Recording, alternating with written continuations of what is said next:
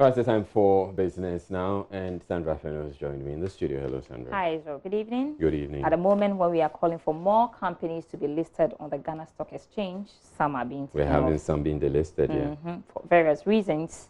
We're talking about that in business, All and right, especially looking at the financials of the PBC. And the role of the major The shareholders, investors. Yeah. yes. Okay. Right, you take it over. All right, good evening. My name is Sandra Esinamafeno. I'm here for business. The Ghana Stock Exchange today announced the suspension of the produce buying company, the PBC, from the BERS over failure to publish its financial results and meet some other listing requirements.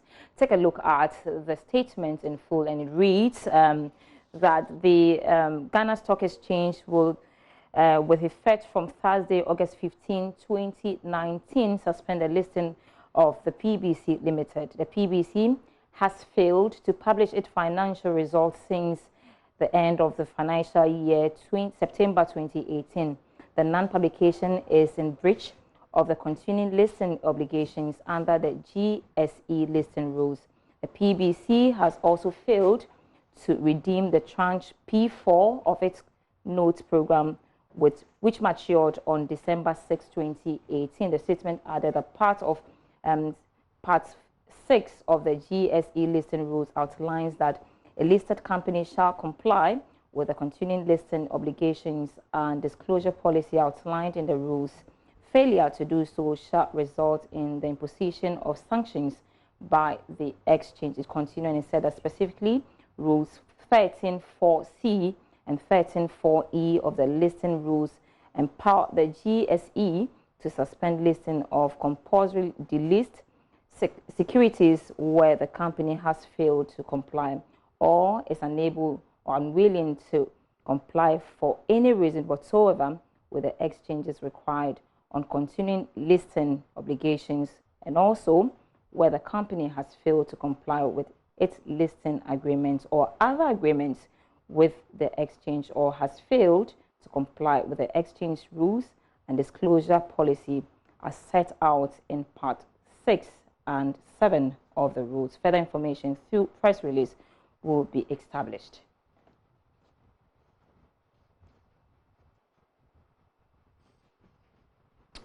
So, following this announcement, some industry watchers have expressed fear it could affect the market confidence at a time that the stock exchange is struggling to improve listing. Acting Managing Director of the Ghana Stock Exchange, Eko Afeji, however, disagrees.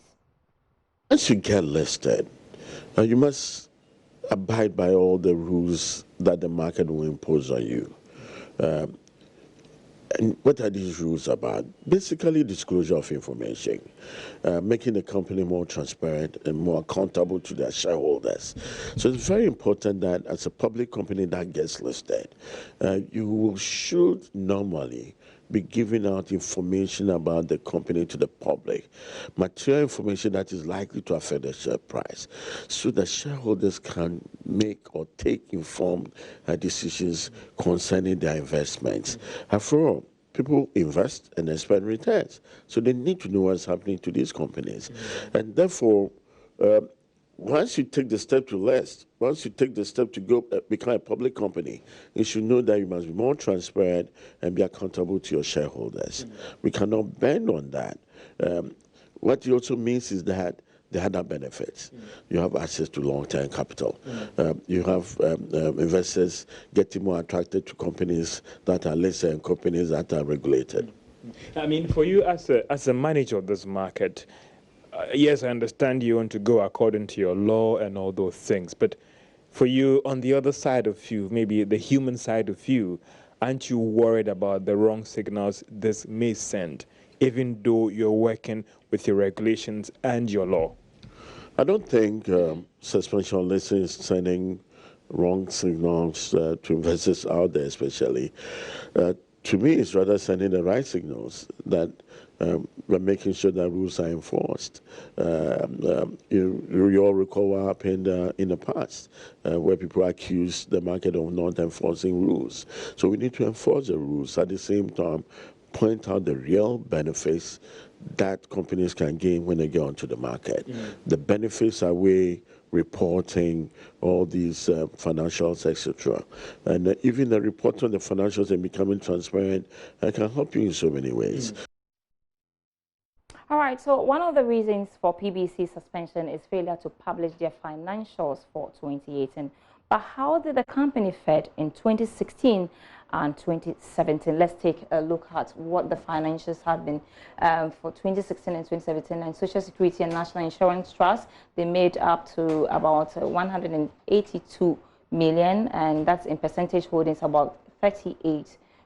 And you can see the NHIS and all that is there. Ministry of Finance actually, okay, this is actually the shareholders of the company. So actually the biggest shareholders of the company is the SSNIT and the Ministry of Finance, and they are the two shareholders. They hold about 38% of shares and then 36% of shares when it comes to the produce buying company. So that's been the position of the shareholders. So these are the two main shareholders, and the question we've been asking has to do with who these shareholders actually are. But before we do that, we want to look at the financials of the company.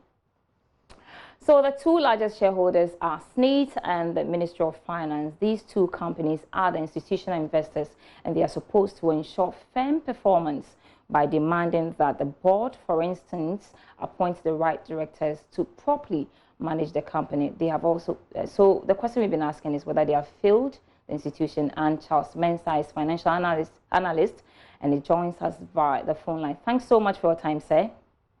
Good evening, and thanks for having me. Right. So these are listed companies trusted with our monies, and especially our pension fund. Clearly, this is not being managed properly. And so can we say that SSNIT and the Ministry of Finance are bad stakeholders or shareholders? No, not quite. I mean, the performance of every company rests in the bosom of the directors and management.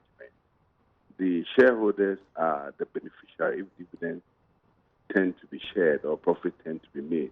So Ministry of Finance and the SSNIT themselves are shareholders, hoping that there will be some capital gains and some profit to accrue from that investment. So it behoves on the management to go through the mill and ensure that at least there's profit at the end of the day for the shareholders. The financials of from 2016 and 2017, clearly the company has not been performing well, and it beholds on these two shareholders, the major shareholders, who are the institutional investors, to actually shape the activities of the company. So have they really failed? I can't say shareholders have failed. I think the failure rests on the board of directors and the management. If you look at the company financial, you would notice that they've borrowed from short-term to long-term from finance leases. They are highly leveraged. We are talking about 550 million debt as compared to equity investment, which is about 90 million. Even within that, there's a revaluation reserve, which in itself is not cash injected, but just an appreciation of the assets that they have. So the company is highly leveraged. They are dependent on loans. Now, when they're dependent on loan and your margin of safety, which is the difference between your turnover and the cost of turnover or the cost of sales, if I may use that word, it's not up to a certain amount. Right. It means that you cannot service the debt as and when they default you. So the company itself is highly leveraged.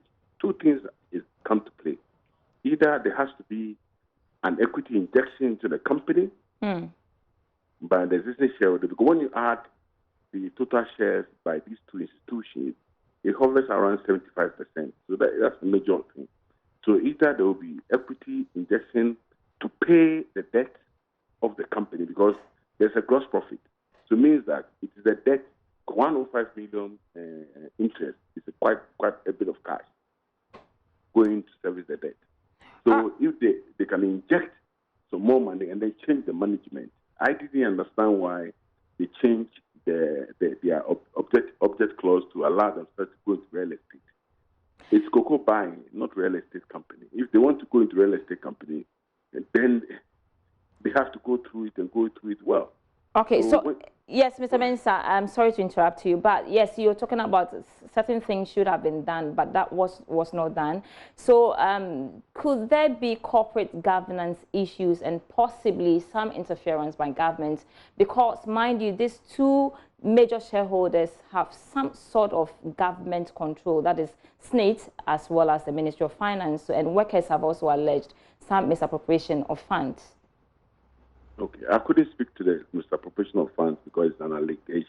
Right. But I would speak to the point where when a company is listed on the stock market, the board of directors are largely appointed by the shareholders. Now, and then within the board of directors themselves, they then have to ensure who becomes the MD, who becomes the chief finance officer, who becomes the chief operating officer. Now, if it's going to be run just like any other public institutions, where government then appoints all those things, then it begs the question for it to be listed on the stock market. So I think one of the things that we probably have to look at is to bring a strategic investor in there to make sure, because there are private buyers of the cocoa, and the private buyers of the cocoa are doing pretty well. So there must be something that the private sector is doing well that this public sector is not doing. So maybe it's high time that we can bring some of these private companies into the public sector to feed into the performance, and hopefully the dynamics can change. Okay. Because right. Yeah, right. So when you look at the 2016-2017 financials, one of the areas that they are not performing so well has to do with cost of sales. And 2016, for instance, they made about 1.6 billion, and then also 2017, 2.1 billion. But when it comes to their expenses and profits, the expenses actually more and profit is nothing to write home about. So the issue of cost of sales, what should be done differently to be able to market? Yes, cocoa prices are falling, but what should be done?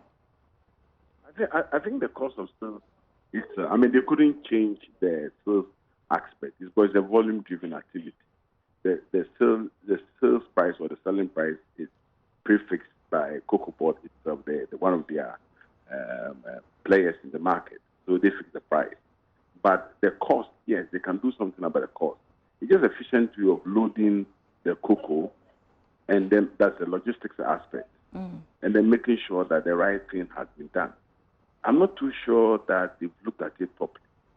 So it's high time that we bring in people who understand the work, right? Because they've made profit in the past.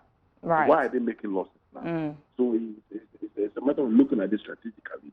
I feel strongly, because they are cash strapped. So I feel strongly that there should be equity injection to take over the debt to make sure.